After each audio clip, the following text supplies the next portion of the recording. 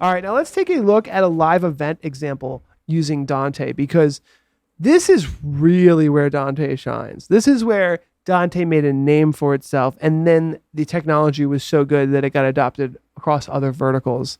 Live events, from an audio perspective, audio is king here.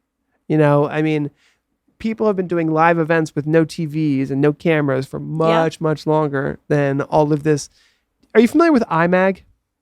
Image magnification. Oh, Tessa's got it. She's been around. Image magnification. The problem with image magnification a lot of times is you're showing this big image of someone singing and it doesn't synchronize with the audio. Sure. So it's like really jarring to see. And there has been lots of iMag issues. The way to fix that is to use a professional system like Dante, or use very low latency workflows where there's not a lot of devices in between your end source. But in this scenario, we've got our monitor position, right? So this is the person who is sitting in, would you call it like a sound booth kind of? Yeah, probably. Yeah. That's what I call it. They're calling it a monitor position here. But in this sound booth area, they've got their Dante-enabled mixing console. Okay, and the interesting thing here is that Dante-enabled mixing console doesn't necessarily need to be directly connected to every single microphone, because it's receiving all of its sources over the IP network. Wow. So in this Dante area here of the sound mixer, they've got a computer that's looking at the visuals. They've got some wireless microphones. They've got them all connected to a network switch. And then in this live event place, there's a stage. And on the stage, there's a giant screen.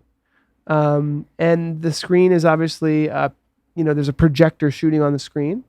And there is a Dante-enabled stage box. So that's the key there, that stage box, if you see that. Right. The stage box is what is, let me see if I can make that bigger maybe even, but the stage box is where a lot of everything is connected to, and then it's just a single Ethernet back to the mixing console.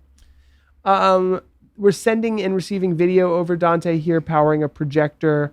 There's a Dante-enabled amplifier, which is powering some pretty powerful speakers for this giant concert that's going on here. So you can like rock out.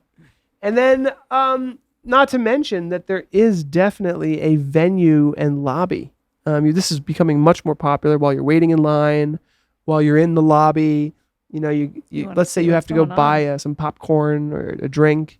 It's very easy now. It would have been really hard to run all HDMI cables and do all this stuff. You got a matrix switcher.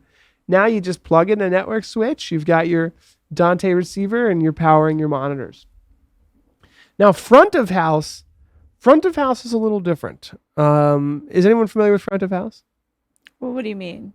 So front of house, I hope I don't mess this up. Front of house is essentially the audio mix for the front of the house.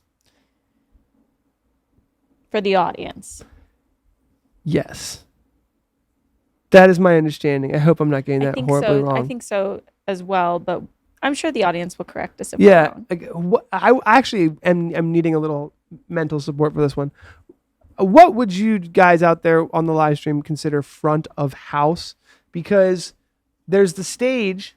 I think actually, okay, so if I'm doing this, if I'm thinking correctly. The part of the performance venue that is open to the public. Okay, so the front of house is the auditorium and foyers. So it's where the audience Yes, is. so this is for the audience. That's confusing in this diagram because the stage has all the speakers on it. I think because there's a difference between monitors that are speakers that are for the band to hear, right, and the speakers that are for the audience to hear. Sure. And that's sort of what we're seeing here. So in the front of house, they're also showing a computer for recording and streaming. They're showing another audio mixer, and they're showing a PTZ camera and a joystick.